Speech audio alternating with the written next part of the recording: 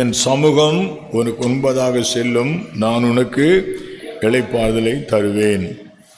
இன்றைக்கு தேவ சமூகம் என்ற தலைப்பில் ஆண்டவருடைய வார்த்தையை கொடுக்க விரும்புகிறேன். இன்றைய செய்தியினுடைய தலைப்பு என்ன?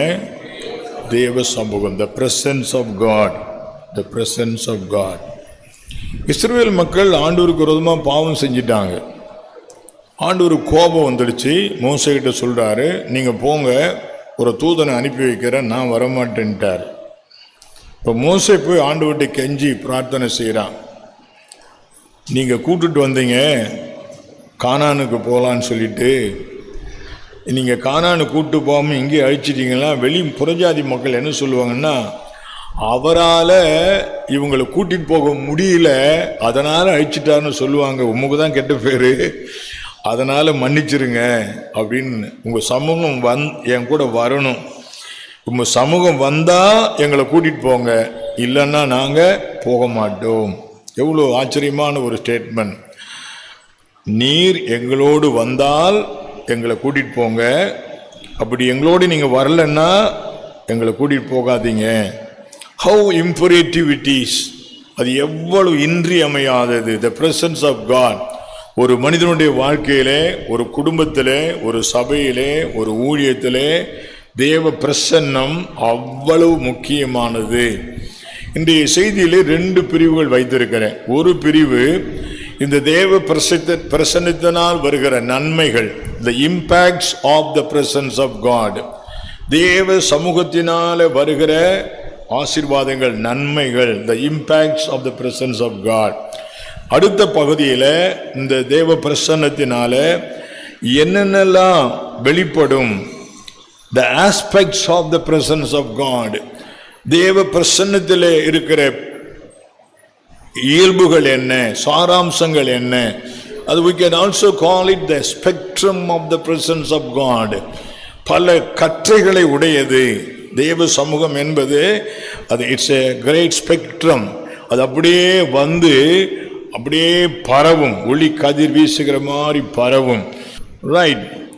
தேவனுடைய பிரசன்னத்தினால் வருகிற இம்பாக்ட்ஸ், விளைவுகள், அது வந்தா, தேவ பிரசன்னம் வந்தா என்னெல்லாம் நடக்கும். யாத்திரையாமத்தின் புஸ்தகம் 13ஆம் அதிகாரம் 21ஆம் வசனத்தை நாம் வாசிக்க கேட்போம். தேவ சமூகத்தினுடைய முதல் இம்பாக்ட் என்ன? உன்னை வழி நடத்தும். அந்த வசனத்தில் பார்த்தீங்களா, இரவும் பகலும் உன்னுடைய டார்க் பீரியட் லைஃப்ல உண்டு. எந்த மனுஷன் வாழ்க்கையிலும் எப்பொழுதுமே டேவாவே இருக்காது, எப்போதுமே டேவாவே இருக்காது. ஒரு நாளைக்கு 24 மணி நேரம், அதில் 12 மணி நேரம் இருள். மறந்துடாதீங்க, ஒரு நாளைக்கு 24 மணி நேரம், அதில் 12 மணி நேரம் இருள், 12 மணி நேரம் தான் பகல். அப்போ ஒரு மாசத்தை எடுத்துக்கிட்டீங்கன்னா 15 நாள் இருள். நீங்க 50 வருஷம் வாழ்ந்தீங்கன்னா 25 வருஷம் எதில் கழிச்சிருக்கிறீங்க? இருள்ல கழிச்சிருக்கிறீங்க.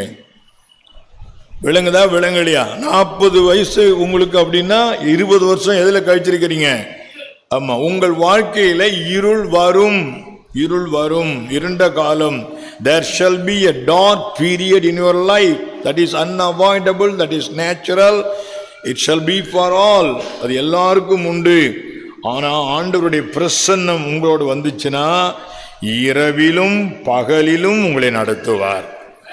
பகல்ல நடக்கிறது சுலபம், எல்லாரும் நடந்துருவாங்க. இருள்ல நடக்கிறதுக்கு ஆண்டவர் தான் உதவி செய்யணும். அப்போ இந்த பிரசன்ஸ் ஆஃப் காட், அவருடைய பிரசன்னம் அந்த இஸ்ரவேல் மக்களோடு போயிட்டு இரவும் பகலும் அவர்கள் வழி நடத்தத்தக்கதாக, இரவிலும் நடக்கணும், பகலிலும் நடக்கணும். நம்மால் இருள் வந்த உடனே அப்படியே நின்றுட்டான். இருள் வந்து ஐயோயோ எப்படி தடுமாற்றங்கள் வரும் வாழ்க்கையிலே. தடுமாற்றங்கள் வருவது மாத்திரமல்ல, எந்த வழியிலே போகலாம் என்று விளங்காத நிலைகள் வரும்.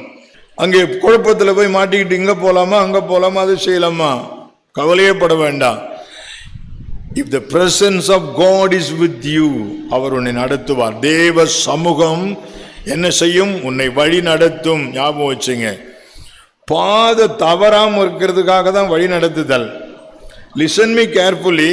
நீங்க ரட்சிக்கப்பட்ட நாள்ல இருந்து சாகர வரைக்கும் பிசாசு உங்களை துரத்திக்கிட்டு தான் வருவான். ஏதோ கதை சொல்றேன்னு நினைக்காதீங்க. ஏன் தெரியுமா?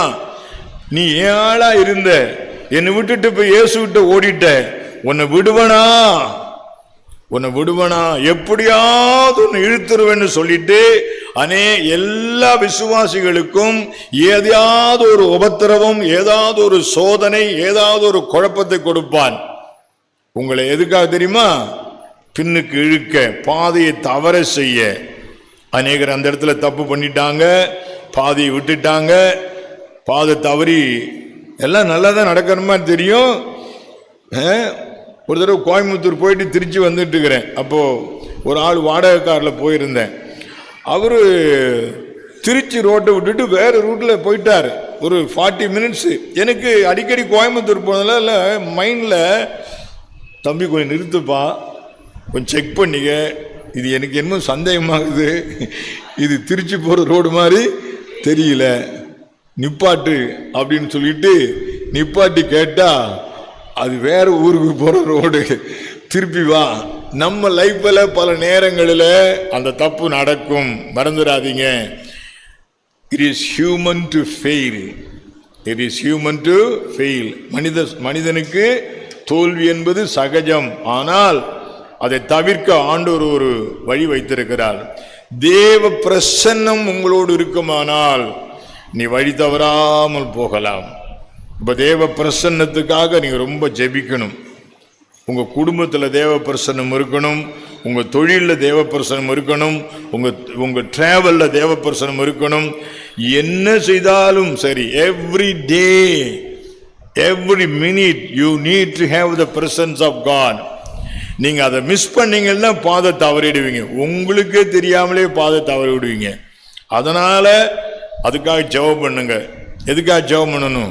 ஆண்டவரே, எப்போதும் உம்முடைய சமூகம் என் கூட இருக்கணும், என் வீட்டில் உம்முடைய சமூகம் இருக்கணும், என்னுடைய பயணத்தில் உம்முடைய சமூகம் இருக்கணும், என்னுடைய வேலையில் உம்முடைய சமூகம் இருக்கணும், என் படிப்பில் உம்முடைய சமூகம் இருக்கணும்.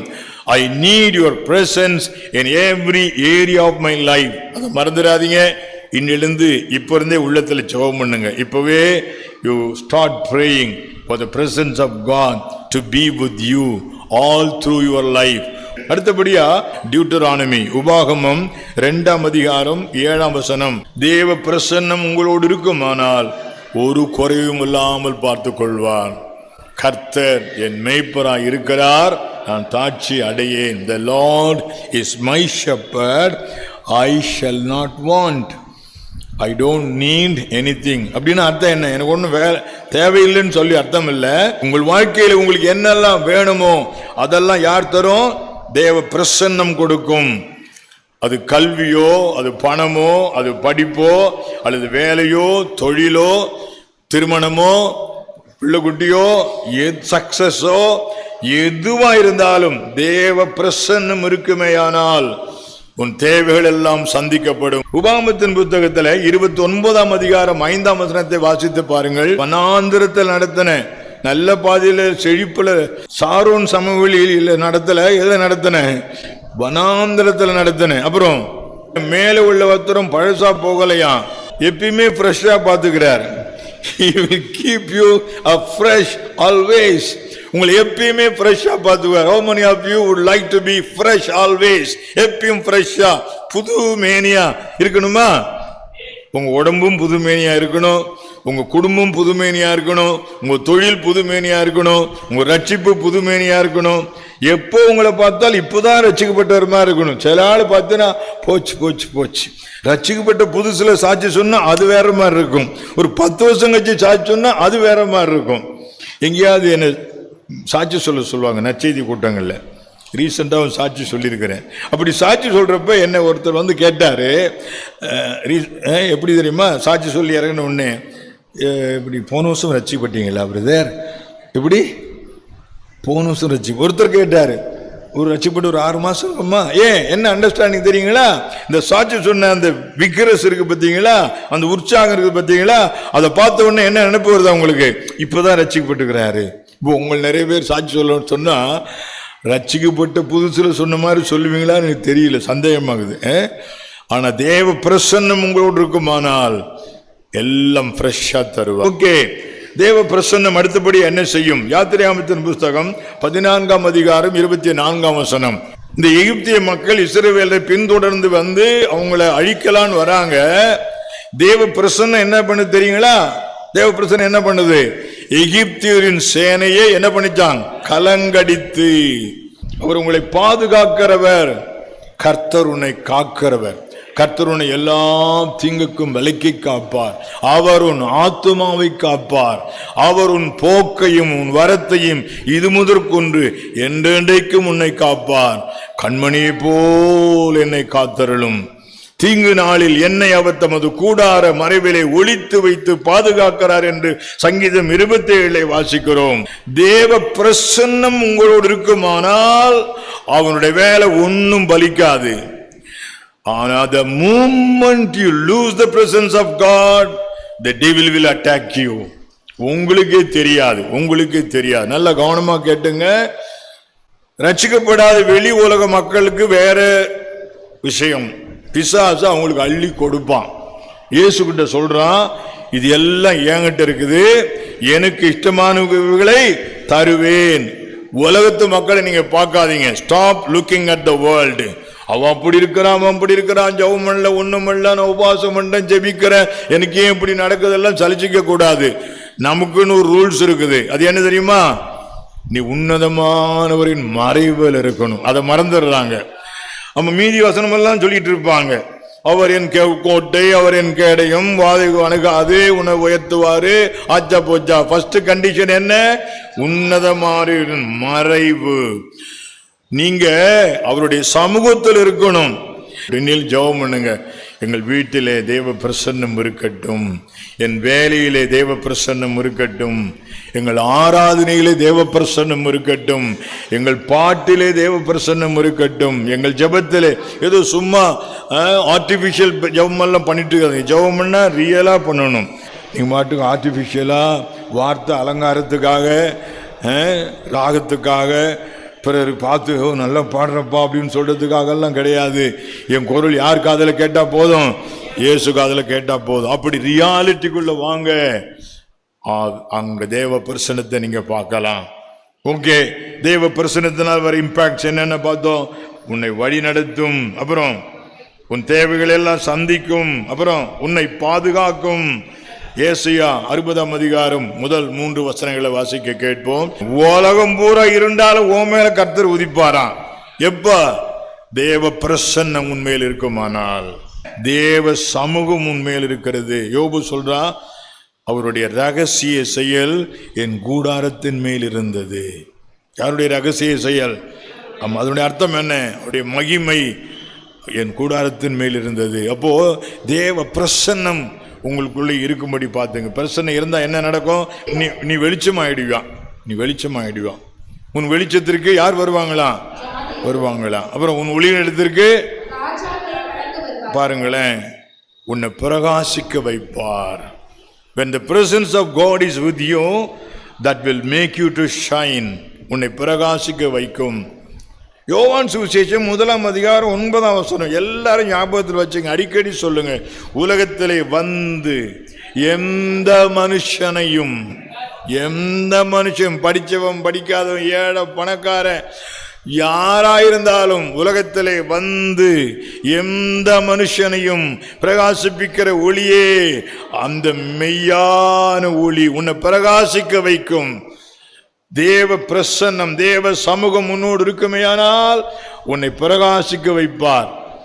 என்னை சைமன் ஸ்டான்லி நாகாலாந்து கூட்டிட்டு போனாரு, அசாம் கூட்டிட்டு போனான்னு சொன்னேன்னு. எனக்கு அப்போ என்ன வயசு தெரியுங்களா? 18 வயசு. படிப்பு என்ன? SLC bail, 4 attempt. வெளியே சொல்லாதீங்க, வெக்கக்காடு. நானே வெக்கப்படல, நீ ஏன் சொல்றீங்க? எங்க பாத்தர் SSLC 4 அட்டம்ப்ட்னு வாயை திறந்து ஊரே சொல்லு. அல்லேலூயா, பிரைஸ் எல்லாம். அங்க ஏர்போர்ட்ஸில் வேலை பார்க்குறவங்களுக்கு ஊழியத்துக்கு பிரசங்கத்தை கூட்டிகிட்டு போனாங்க. எனக்கு டிரான்ஸ்லேட்டர் யார் தெரியுங்களா?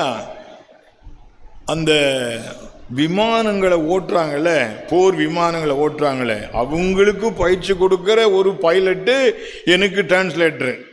அவரு ஏர் விங் கமாண்டர். என்னது? பெரிய பதவி. நான் SLC ட்ராப் அவுட்டு. இங்கிலீஷ்க்கு யார் டிரான்ஸ்லேட் பண்ணுறா? சரி, ஒரு நாள் கூட்டம், அவர் டெய்லி வந்து என்னை கூட்டிகிட்டு போவார். 6 மணிக்கு கூட்டம், நான் 5 மணி 5:30 மணிக்கு ஜெபம் பண்ணிகிட்டு இருக்கிறேன். திடீர்னு பக்கத்தில் ஓன்னு அழுகுற சத்தம் கேட்டுது. என்னடா அதுன்னு பார்த்தா அவர் முட்டி போட்டு ஓன்னு அழுதுகிட்டு இருந்தார். ஏங்க அழுகுறேன்னு கேட்டேன். அவர் சொல்கிறாரு, இந்த வயசில் உன்னை ஆண்டவர் இப்படி பயன்படுத்துகிறாரு, நான் இத்தனை வயசாகியும் இப்படி மண்ணாங்கட்டியாக கிடக்கிறேன், எனக்கு அதை நினச்சா அழுவ ஆத்திரமாக அதுன்னு ஓன்னு அழுதாரு. அப்புறம் என்ன பண்ண தெரியுங்களா, அவர் முட்டி போட்டுக்கிட்டு ஏன் கையை தூக்கி அவர் தலையை வச்சுக்கிட்டு, உன் அபிஷேகத்தை எனக்கு கொஞ்சம் கொடுத்துட்டு போயா அப்படின்றாரு. சொல்லுங்க, உலகத்திலே வந்து எந்த மனுஷனையும் பிரகாசிப்பிக்கிற ஒளியே அந்த மெய்யான ஒளி இங்க இருக்கிற ஒவ்வொருவரையும் பிரகாசிக்க வைப்பார். நம்புறீங்களா? சரி, தேவ பிரசன்னம் கூட இருந்தா என்னெல்லாம் நடக்கும்னு சுருக்கமா சொல்லிட்டேன். அடுத்த பகுதிக்கு போக விரும்புகிறேன். தேவ பிரசன்னம் வந்தா அது எப்படியெல்லாம் வெளிப்படும், the spectrum of the presence of God. முதலாவதாக தீத்துவின் புஸ்தகம் 2ஆம் அதிகாரம் 11ஆம் வசனம், தேவ கிருபை பிரசன்னமாகும். தேவ பிரசன்னம் எங்கேயாவது இருந்துச்சுன்னா அங்க என்ன இருக்கும்? The presence of grace. The presence of grace அப்படின்னா என்ன அர்த்தம்? தகுதி இல்லாதவனுக்கு செய்கிற தயவு, அதான் கிருபை. தகுதியே இல்லை, ஆனால் ஆண்டவர் தகுதிப்படுது. எங்கள் தகுதி எங்களால் உண்டானது அல்ல, எங்கள் தகுதி எங்களை அழைத்தவராலே உண்டாயிருக்கிறது. ரோம நிருபத்தில் பவுல் சொல்றாரு, எங்கள் தகுதி எங்களை அழைத்தவரால் உண்டானது. இங்க இருக்கிற நீங்க யாரும் உங்க திறமை, உங்க ஞானம், உங்க புத்தி, உங்க படிப்பு, ஈவன் உங்க பக்தி இல்லாட்டி கூட பரவாயில்ல, நான் சொல்றேன் கேட்டு, அதனால பரவாயில்லன்ட்டாரியான்னு இடாத. எங்கள் தகுதி தேவனால் உண்டாயிருக்கிறது. அழைத்தவர் உண்மை உள்ளவர், அந்தபடியே செய்வார். அழைத்தவர் உண்மை உள்ளவர், அந்தபடியே செய்வார்.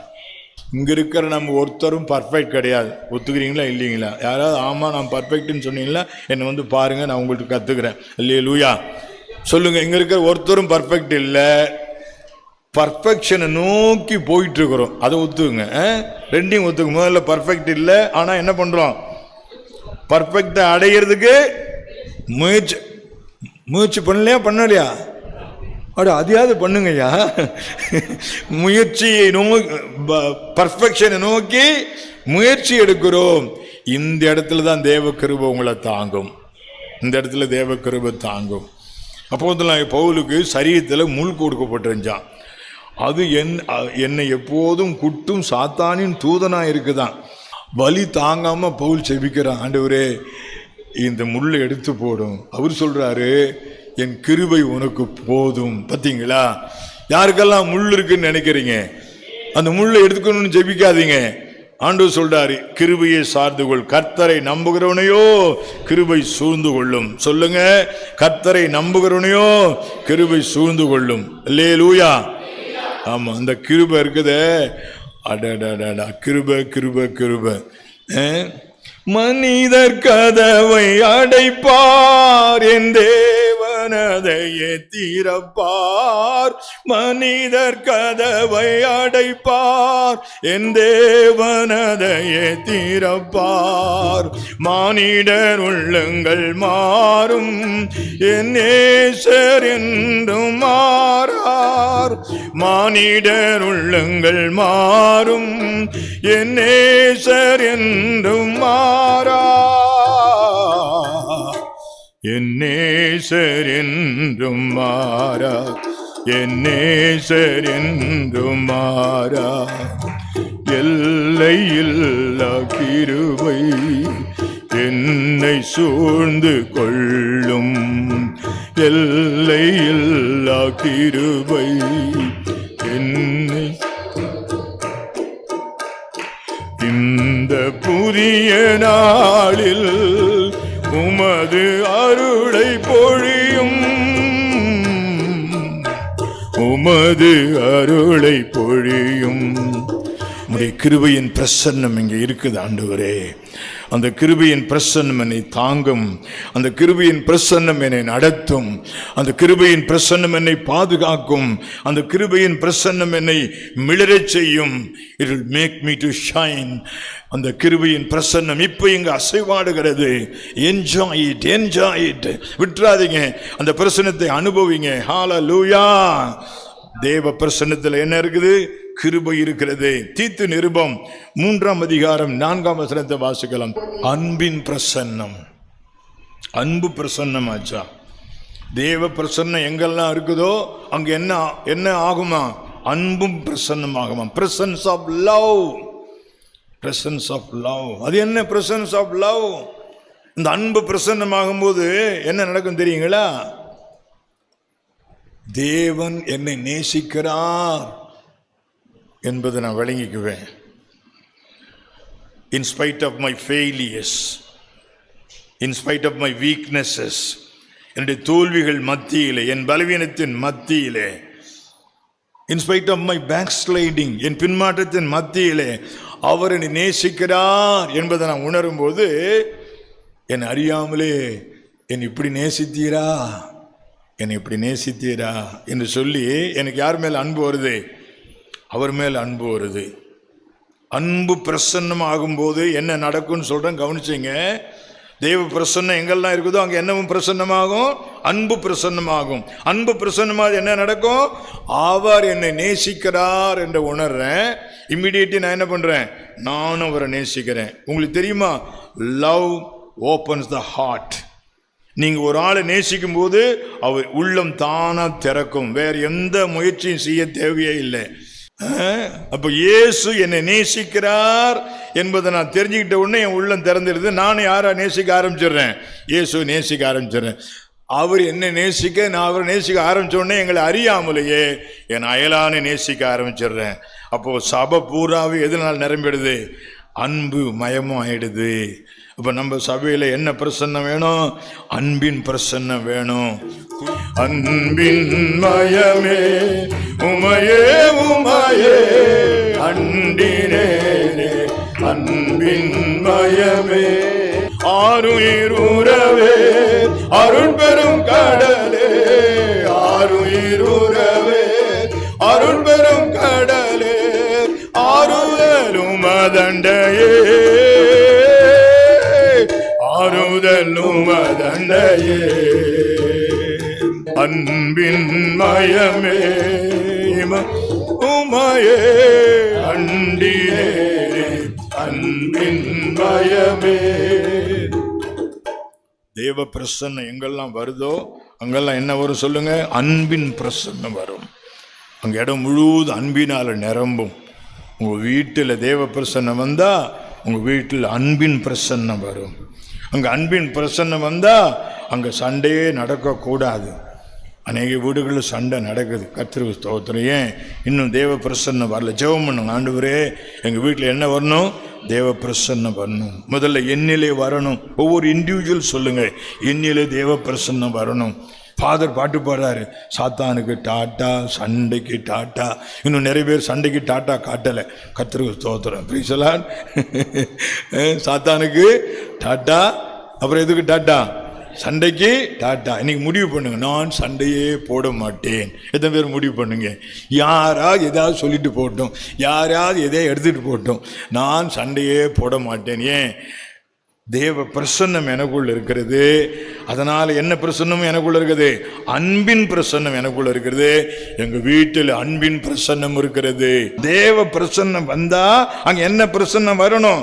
அன்பின் பிரசன்னம் வரணும். எங்க வரணும்? சபையில வரணும், வீட்டில் வரணும், தொழில வரணும். என் வாழ்க்கை முழுவதும் எங்க பார்த்தாலும் என்ன மயமா இருக்கணும்? அன்பின் மயம். அல்லேலூயா. இயேசுவை கன்னத்தில் அறைந்தார்கள், ஈட்டியால் குத்தினார்கள்,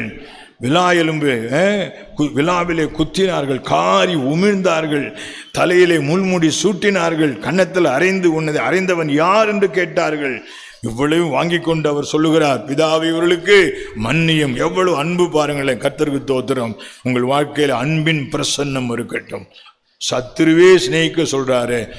சக விசுவாசியை சிநேகிக்க சொல்ல மாட்டாரா? உங்க கணவன் மனைவி நேசிக்க சொல்ல மாட்டாரா? உங்க அப்பா அம்மாவை நேசிக்க சொல்ல மாட்டாரா? நேசிப்பீங்களா? அல்லேலூயா. போய் தொலை சனியனேன்னு சொல்லிவிடாதீங்கப்பா. அல்லேலூயா. கர்த்தருக்கு ஸ்தோத்திரம். இந்த சனியை தொலைஞ்சாதான் நிம்மதி அப்படின்னு சொல்லாதீங்க. கர்த்தருக்கு ஸ்தோத்திரம். Praise the Lord. அன்பின் பிரசன்னம். அடுத்தபடியா சங்கீதம் 16:11. ஜீவ மார்க்கத்தை எனக்கு தெரியப்படுத்தினீர், உம்முடைய சமூகத்தில் பரிபூர்ண ஆனந்தமும் உம்முடைய வலது பார்சத்தில். எத்தனை ஆச்சரியம் பாருங்க. பிரசன்ஸ் ஆஃப் ஜாய், மகிழ்ச்சியின் பிரசன்னம், அன்பின் பிரசன்னம், கிருபையின் பிரசன்னம், மகிழ்ச்சியின் பிரசன்னம். தேவ பிரசன்னம் எங்கெல்லாம் இருக்குதோ அங்கெல்லாம் மகிழ்ச்சியின் பிரசன்னம் இருக்கும். Rejoice in the Lord always. கர்த்தருக்குள் மகிழ்ச்சியாயிருங்கள். மறுபடியும் சொல்லுகிறேன், கர்த்தருக்குள் மகிழ்ச்சியாயிருங்கள். எழுதினதையே எழுதுவது கஷ்டமாய் தோன்ற வேண்டாம். மறுபடியும் உங்களுக்கு சொல்லுகிறேன், கர்த்தருக்குள். சாப்பாட்டுக்குள் சந்தோஷமாருன்னு சொல்லல. சாப்பிட்டு கொஞ்ச நேரம் கழிச்சு அது அவங்க உள்ள போயிடும். அடுத்த நாள் அது கழிவு அசுத்தமாயிடுது. பணத்துல சந்தோஷமாயிரும் இல்ல, படிப்புல சந்தோஷமாயிரு, வேலையில சந்தோஷமாயிரு. No, never. வேலையில படிப்புல சந்தோஷமா அர்த்தமே கிடையாது. மனைவிக்குள்ள கணவனுக்குள்ள don't expect your husband to give you joy, don't expect your wife to give you joy, don't expect your children to give you joy. Only Jesus can give you joy. இயேசு மாத்திரமே சந்தோஷத்தை கொடுக்கக்கூடியவர். அவரையே பாருங்க. அது என்ன என்ன பிரசன்னம்? அது மகிழ்ச்சியின் பிரசன்னம், மகிழ்ச்சியின் பிரசன்னம். அவருடைய சமூகத்தில் இருந்தா தானாவே மகிழ்ச்சி வரும். எவ்வளவு ஞானம் இருந்தாலும், எவ்வளவு படிப்பு இருந்தாலும், எவ்வளவு உத்தியோகம் இருந்தாலும் அது சந்தோஷத்தை கொடுக்க போவதில்லை. இங்க என்ன போட்டு தெரியுங்களா? அவருடைய சமூகத்தில் பரிபூர்ண சந்தோஷம், everlasting Joy, perfect Joy, perfect Joy, everlasting Joy. இதனால என்ன பண்ண தெரியுமா? சயின்டிஸ்ட் ஐன்ஸ்டீன் செத்த உடனே அவர் மூளை எடுத்து தனியாக மண்டை வச்சு தெரியுமா? அவர் மூளை எடுத்து வச்சு ஆராய்ச்சி பண்ணி, ஏன் அவ்வளோ விஷயம் இருக்குது அவர்கிட்ட, அவ்வளோ ஞானம் இருக்குது அவர்கிட்ட, அது என்னன்னு கண்டுபிடிச்சலாம். ஒன்றும் முடியல. அவ்வளோதான், அவ்வளோதான், எல்லாம் முடிஞ்சிடும். இயேசு கொடுக்கிற சந்தோஷம் அதை ஒருவனும் உங்களிடத்திலிருந்து எடுத்து போட. ஆமா, nobody can take it away from you. நான் உங்களுக்கு கொடுக்கிற சந்தோஷம், everlasting joy. அடுத்தபடியா லூக்கா 5:17 வாசிக்கிறோம். சுகமாக்கும் வல்லமை அப்போது பிரசன்னமாயிற்று, பிணியாளிகளை குணமாக்கத்தக்கதாக. ஆமா, the presence of power, வல்லமையின் பிரசன்னம். எங்கெல்லாம் தேவ பிரசன்னம் இருக்கிறதோ அங்கெல்லாம் என்ன இருக்கும்? தேவ வல்லமை இருக்கும். அந்த வல்லமை என்ன பண்ணும்? வியாதிகளை சுகமாக்குற வல்லமை, பிசாசுகளை துரத்துகிற வல்லமை, கட்டுகளை உடைக்கிற வல்லமை, கதவுகளை திறக்கிற வல்லமை, வெண்கல கதவுகளை உடைத்து இரும்பு தாப்பாகளை முறித்து தடைகளை நீக்குகிற வல்லமை. உங்களால ஐயோ என்னால செய்ய முடியல, பார்க்க முடியல நினைக்கிறீங்களா? பலத்தினாலும் அல்ல, பராக்கிரமத்தினாலும் அல்ல, கர்த்தருடைய ஆவியினாலே ஆகும். தேவ பிரசன்னம் வந்துருச்சுன்னா போதும். அங்க என்ன வரும் தெரியுங்களா? the presence of power will be there. தேவ வல்லமை எங்கு செயல்படும். யாத்திரையாகமத்தின் புஸ்தகத்தில் 3ஆம் அதிகாரம் 5ஆம் வசனத்தில் வாசிக்கிறோம், ஹோலி பிரசன்ஸ், பரிசுத்த பிரசன்னம். சில ஆட்கள் வரையிலும் கூட பீடி பிடிச்சிட்டு இங்கே வந்து அணைச்சிட்டு உள்ளே உட்காந்துருந்தீங்க, அதெல்லாம் எடுத்து போட்டுருங்க. ஆலயத்தில் தேவ பிரசன்னம் வரணும்னா இந்த இடமும் கூட என்னவா இருக்கணும்? சுத்தமாக இருக்கணும். உங்கள் வீடு சுத்தமாக இருக்கணும், உங்கள் சரீரம் சுத்தமாக இருக்கணும், உங்கள் வியாபாரம் சுத்தமாக இருக்கணும், உங்கள் படிப்பு சுத்தமாக இருக்கணும், படிப்புலையும் சுத்தமாக இருக்கணும். காப்பி அடிச்செல்லாம் பாஸ் பண்ணக்கூடாது. டவுன்லோடு பண்ணி அநேக தீசிஸ் ரெடி பண்ணி கொடுத்துட்டு வருவாங்க. அப்படிலாம் படிக்கக்கூடாது. கர்த்தருக்கு ஸ்தோத்திரம். வேறு யாரோ எழுதி வச்சுருப்பான், பணம் கொடுத்துட்டீங்கன்னா அவன் மீதியெல்லாம் எடுத்து சேர்த்து வச்சு பேக் பண்ணி பிரிண்ட் போட்டு உங்களுக்கு கொடுத்துருவான். ஈஸியாக போய் தீசிஸ் சப்மிட் பண்ணி டிகிரி வாங்கிட்டு வந்துடுவீங்க. You are cheating, that's a lie. நீங்கள் படிக்கவே இல்லை. படித்து புஸ்தகத்தை புரட்டி பார்த்து நீயா மனப்பாடம் பண்ணி நீயா எழுதி நீயா தீசிஸ் சப்மிட் பண்ணினா அது உண்மையான படிப்பு. டவுன்லோட் பண்ணி எல்லாத்தையும் சேர்த்து வச்சு அதுக்குன்னு ஆட்கள் இருக்கிறாங்க. தேவ பிரசன்னம் அது பரிசுத்தமான பிரசன்னம், ஆசம் பிரசன்ஸ். சங்கீதம் 111 சங்கீதம் 9 ஆண்டவருக்கு பெயர் அவர் பயங்கரமானவர். அந்த இடத்துல அந்த வார்த்தை தான் பயன்படும். அவர் எப்படிப்பட்டவரா? அப்போ அவருடைய சமூகம் எப்படிப்பட்டது? பயங்கரமானது, ரெவரன்ஷியல். இந்த ரெவரன்ஸ் என்ற வார்த்தைக்கு அர்த்தம் என்ன தெரியுங்களா? அதனால தான் சங்கீதம் 2:11 பயத்துடனே கர்த்தரை சேவியுங்கள், நடுக்கத்துடனே களி கூறுங்கள் அப்படின்னு போட்டிருக்குது. அப்போ தேவ சமூகம் வந்தால் நீங்கள் என்ன செஞ்சாகணும்?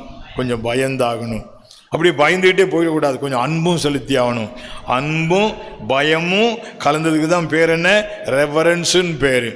அதனால்தான் போதகர்களுக்கு மேய்ப்பர்களுக்கு என்ன பேர் போட்டிருக்கிறாங்க? ரெவரண்ட். அநேகருக்கு விளங்கலை. ரெவரண்ட்னு சொன்னால் உங்கள் மேய்ப்பர்கிட்ட கொஞ்சம் பயத்தை காட்டுங்க, பயப்படுங்க. எப்பயுமே பயந்துக்கிட்டே இருந்துடாதீங்க, அன்பும் காட்டுங்க. Okay, right. தேவ சமூகம் என்ன சமூகம்? Awesome presence. ஆசம் என்பதற்கு 2 அர்த்தம் உண்டு. ஆச்சரியமானது. தேவ சமூகம் அவ்வளவு ஒண்டர்ஃபுல், ஆச்சரியம். அடே அப்பா அப்படின்னு ஆச்சரியம், அதே சமயத்தில் ஆஹா அப்படின்னு பயம், அதே சமயத்தில் அன்பு. இதெல்லாம் தேவ பிரசனத்தில் இருக்குதுங்க. நம்ம சபை தேவ பிரசனத்திலேயே நடந்தால் எவ்வளோ நல்லா இருக்கும் சொல்லுங்க பாலாம். நம்ம குடும்பங்கள் பூரா தேவ பிரசனத்திலே இருந்தால் எப்படி இருக்கும்? எத்தனை பேருக்கு ஆசை இன்னிலேருந்து ஒவ்வொருத்தரும் இதுக்காக ஜெபம் பண்ணும். ஆண்டவரே, என்னிலே தேவ பிரசன்னம் இருக்கட்டும், என் வீட்டிலே தேவ பிரசன்னம் இருக்கட்டும், எங்கள் சபையிலே தேவ பிரசன்னம், எங்கள் சபையிலே கிருபையின் பிரசன்னம் இருக்கட்டும், எங்கள் சபையிலே அன்பின் பிரசன்னம் இருக்கட்டும், எங்கள் சபையிலே மகிழ்ச்சியின் பிரசன்னம் இருக்கட்டும். எத்தனை பேர் ஆமென்னு சொல்லுவீங்க? அல்லேலூயா. எப்போதும் தேவ பிரசன்னத்தோடு நடப்போம். இஸ்ரவேல் மக்களை ஆண்டவர் நடத்தும் போது மோசே சொல்றான், உங்க பிரசன்னம் இல்லாத எங்களை இங்கிருந்து அனுப்பாதீங்க. Never walk without the presence of God. உங்க லைஃப்ல சொல்றேன், never do anything without the presence of God. எந்த ஒரு காரியத்தையும் தேவ பிரசன்னம் இல்லாத செஞ்சிடாதீங்க. never go to any place without the presence of God. never do anything without the presence of God. never pray without the presence of God. never sing without the presence of God. do anything and everything with the presence of God. எதை செய்தாலும் தேவ சமூகத்தோடு செய்யுங்கள்.